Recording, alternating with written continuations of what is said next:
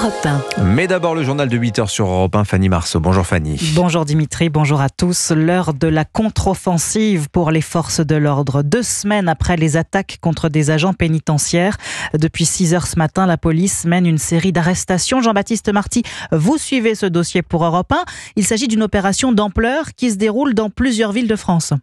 Oui, à Marseille, Bordeaux, mais aussi en région parisienne. Au total, 22 interpellations, opérations menées dès 6h ce matin dans des appartements, mais aussi dans certaines prisons, avec l'aide de la BRI et du RAID. Et selon les informations d'Europe 1, parmi les suspects interpellés, il y a des exécutants, mais aussi des commanditaires. Tous ont activement participé aux attaques de prison ces 2 dernières semaines, que ce soit pour brûler les voitures de surveillants pénitentiaires ou pour aller les intimider jusque devant chez eux, avec à chaque fois la mention DDPF, pour défense des droits des prisonniers français. Des attaques, et ça se précise, commanditées par le gang de narcotrafiquants marseillais de la DZ Mafia. C'était la piste privilégiée depuis quelques jours par les enquêteurs qui avaient écarté les hypothèses de l'extrême gauche et de l'ingérence étrangère.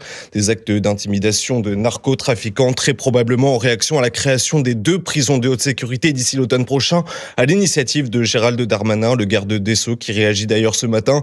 Force reste à la loi et à la République dans notre lutte implacable contre le narcotrafic, écrit le ministre de la Justice sur son compte X. Merci beaucoup Jean-Baptiste Marty du service police-justice d'Europe 1. Notez que c'est justement aujourd'hui que les syndicats pénitentiaires appellent à une journée prison morte, service minimum et débrayage au programme pour réclamer davantage de moyens et de sécurité pour les surveillants. L'autre information de la matinée, c'est la fin de la traque dans le Gard, 3 jours après l'assassinat d'Aboubacar Cissé en pleine prière dans la mosquée de Grand Combe. Le suspect Olivier H, recherché par plus de 70 enquêteurs, a été interpellé hier soir. Ce matin, le procureur d'Alès a précisé à Europe 1 les conditions de cette arrestation. Écoutez. Il s'est rendu hier soir aux alentours de 23h à un commissariat en Italie, en Toscane. Et actuellement, il est entre les mains des autorités italiennes. Il s'est rendu de lui-même. Nous savions déjà depuis ce week-end qu'il avait passé la frontière et qu'il était en Italie. À partir de maintenant, étant donné qu'il est arrêté en Italie, il faut qu'il soit évidemment extradé en France. Ça va prendre un peu de temps, ça j'imagine. Alors ça va prendre certainement quelques temps, oui, quelques jours, quelques semaines. Ça dépendra aussi de la manière dont lui va réagir et va accepter ou non l'extradition. Un peu comme dans le cas de l'affaire Mohamed Amra, je ne sais pas si vous vous souvenez, ça n'avait pas pris longtemps parce qu'il avait accepté de revenir en France. Donc nous, sur le plan judiciaire, un juge d'instruction va être désigné ce matin du pôle criminel de Nîmes qui va prendre un mandat d'arrêt et le parquet également un mandat d'arrêt européen. Et sur la base du mandat d'arrêt du juge d'instruction et du mandat d'arrêt européen du parquet, la procédure d'extraction va être initiée dès ce matin. Abdelkrim Grini, procureur de la République d'Alès, joint pour Europe 1 ce matin par Christophe Bordet. La violence dans toutes les têtes ce matin à Nantes, alors que les élèves du lycée Notre-Dame de Toutes Aides retournent en classe. 4 jours après l'attaque au couteau qui a coûté la vie à une adolescente de 15 ans et blessé 3 autres élèves. Sandrine Prioul, vous êtes la correspondante d'Europe 1 dans le Grand Ouest. Vous avez constaté ce matin, devant ce lycée nantais toujours en deuil, que la rentrée est très douloureuse et très délicate. Oui, tout le long de la barrière qui borde l'établissement scolaire, des roses blanches par centaines avec ces dessins, ces lettres, ces mots d'enfants. À la vie, lit-on sur une pancarte. Des hommages rendus tout ce week-end. Ce matin, la police municipale préserve donc la sécurité et aussi garde les journalistes à l'écart. Les élèves sont appelés à venir faire leur rentrée par niveau de classe, apparemment dans un cadre très protégé, à 2 pas d'une cellule psychologique pour essayer de revenir ensemble sur les lieux du drame. Et d'ailleurs, ces parents d'élèves le disaient dès jeudi, ce n'est pas un établissement ou faire du tout sécuritaire. On n'est pas aux États-Unis, il n'y a pas de portique. Moi, mes enfants, ils rentrent avec leur sac à dos, il n'y a pas de fouilles. Il y a des établissements en France qui font des fouilles, j'en connais pas beaucoup. Des établissements qui ont des portiques, à entrer, je ne connais pas beaucoup. Aujourd'hui en France, on ne peut pas prévenir de l'intrusion. Maintenant, on est parents d'élèves, je ne suis pas sûr qu'on souhaite que nos enfants soient fouillés à l'entrée du lycée-collège tous les jours. Les plus de 1500 élèves vont donc faire leur rentrée au compte-gouttes. Le suspect, quant à lui, est toujours hospitalisé et n'a pu être entendu. Sandrine Prioul en direct de Nantes pour Europe 1. Vous écoutez Europe 1 matin, il est 8h06. C'est une promesse que François Bayrou compte bien tenir. Le Premier ministre remet dès aujourd'hui sur le métier la question de la proportionnelle. Oui, les chefs de groupes parlementaires et de partis politiques sont attendus à Matignon. Début d'une concertation sur le mode de scrutin des élections législatives. Des discussions qui s'annoncent longues, techniques, avec des intérêts divergents selon les partis, Alexandre Chauveau. Premier groupe en nombre de députés à l'Assemblée, le RN sera le premier parti reçu à Matignon aujourd'hui. Marine Le Pen a toujours réclamé l'introduction d'une dose de proportionnelle, une modification qui lui permettrait, selon elle, de gagner davantage de circonscriptions. Pour François Bayrou, la recevoir en premier apparaît par ailleurs comme une tentative d'apaisement, alors que Marine Le Pen le menace toujours de censure, sans action de sa part sur le sujet. Suivront ensuite la France Insoumise et les écologistes, également favorables à la proportionnelle, quand le Parti Socialiste apparaît divisé sur la question.